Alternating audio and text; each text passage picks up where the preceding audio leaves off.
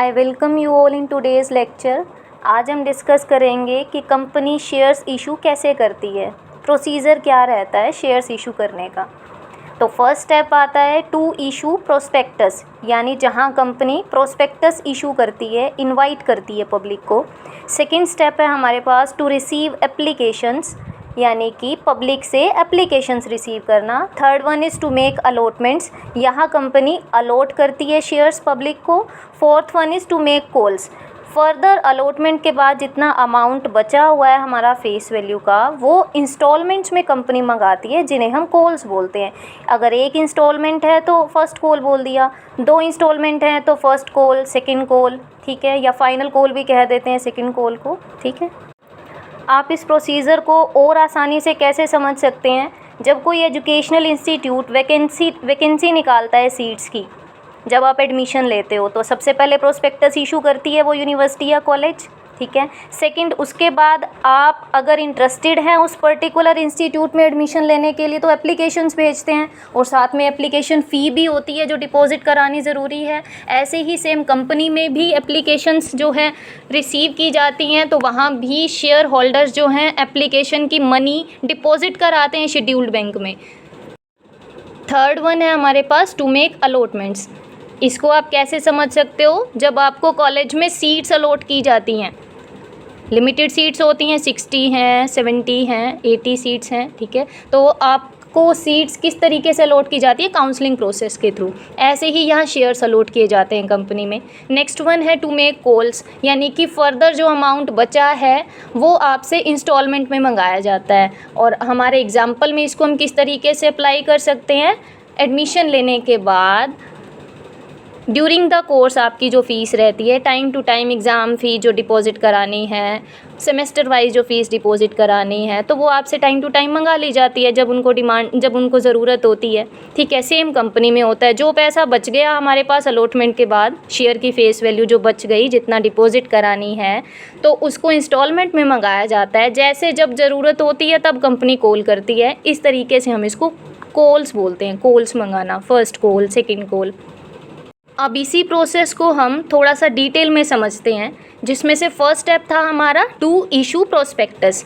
Prospectus जब company issue करती है, एक तरीके से हम ये कहेंगे कि निमंत्रण भेजा जा रहा है कंपनी की तरफ से, इनवाइट कर रही है कंपनी पब्लिक को। तरीका क्या है इनवाइट करने का, प्रोस्पेक्टस इशू करना। प्रोस्पेक्टस में सारी ज़रूरी जानकारी दे रखी होंगी, ठीक है। जो मेन टॉप मैनेजर्स हैं, कौन कौन हैं, उन्हें कांटेक्ट किस तरीके से किया जा सकता है, ठीक है। कंपनी की मेल आईडी हो गई, नेम कंपनी का, एड्रेस क्या है, ऑब्जेक्टिव्स क्या है कंपनी के, कंपनी का पीछे का जो ट्रैक रिकॉर्ड है वो सारा गिवन होगा, जिसके बेस पे आप डिसाइड करेंगे कि आप उस पर्टिकुलर कंपनी में इन्वेस्ट करने के लिए इंटरेस्टेड हैं या नहीं हैं। सेकेंड स्टेप है हमारे पास टू रिसीव एप्लीकेशंस। जो शेयर होल्डर्स उस कंपनी में इंटरेस्टेड हैं इन्वेस्ट करने के लिए, वो एप्लीकेशंस भेजते हैं अपने अकॉर्डिंग कि हम 100 शेयर्स के लिए इंटरेस्टेड हैं, 500 के लिए इंटरेस्टेड हैं। तो वेरी करता है shareholder to shareholder कि वो कितने की एप्लीकेशन भेजेगा, ठीक है। एप्लीकेशन मनी कितने डिपॉजिट करानी है वो सब भी आपको प्रोस्पेक्टस में बता दिया जाता है कंपनी के द्वारा, ठीक है, जिसकी अमाउंट शेयर की फेस वैल्यू के 25% से कम नहीं होनी चाहिए, ये मैंडेटरी है। फॉर एग्ज़ाम्पल, अगर शेयर की फेस वैल्यू 100 रुपीज़ है तो एप्लीकेशन मनी 25 रुपीज़ से कम नहीं होनी चाहिए। सेम अगर 10 रुपये का एक शेयर है तो 2.5 रुपये से कम नहीं मंगाएगी कंपनी।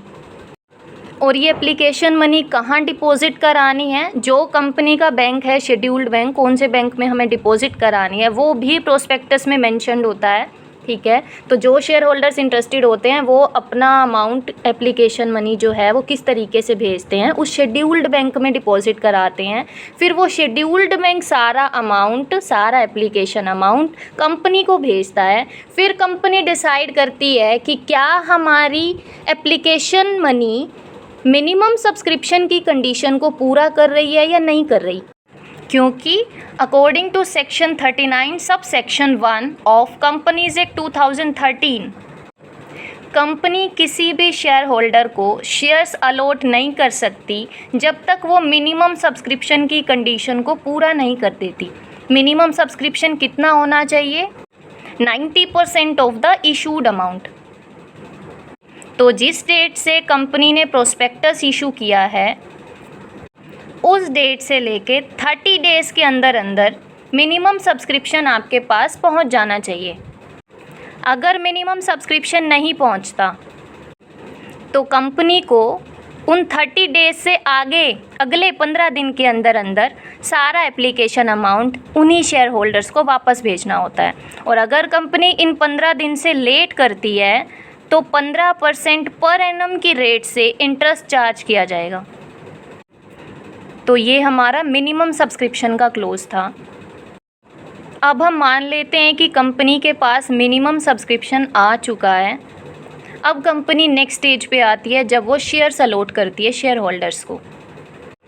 तो अलॉटमेंट के टाइम कुछ शेयर होल्डर्स को लेटर ऑफ रिग्रेट इशू किया जाता है और कुछ शेयर होल्डर्स को लेटर ऑफ अलॉटमेंट इशू किया जाता है। लेटर ऑफ रिग्रेट हम उन्हें देते हैं जिन्हें हम शेयर्स नहीं अलॉट कर पा रहे, और जिन शेयर होल्डर्स को हम शेयर्स अलॉट कर रहे हैं उन्हें लेटर ऑफ अलॉटमेंट प्रोवाइड किया जाता है।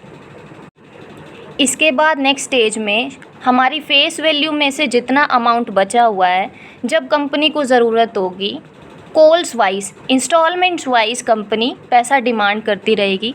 अगर एक ही इंस्टॉलमेंट में पूरा करना चाह रही है तो फर्स्ट कॉल तक जाएगा, अगर 2 इंस्टॉलमेंट में जा रही है तो फर्स्ट एंड सेकंड कॉल। तो इस तरीके से कंपनी शेयर्स इशू करती है और जितना अमाउंट किसी फेस वैल्यू का बनता है एक शेयर होल्डर से, इस तरीके से पैसा मंगाया जाता है।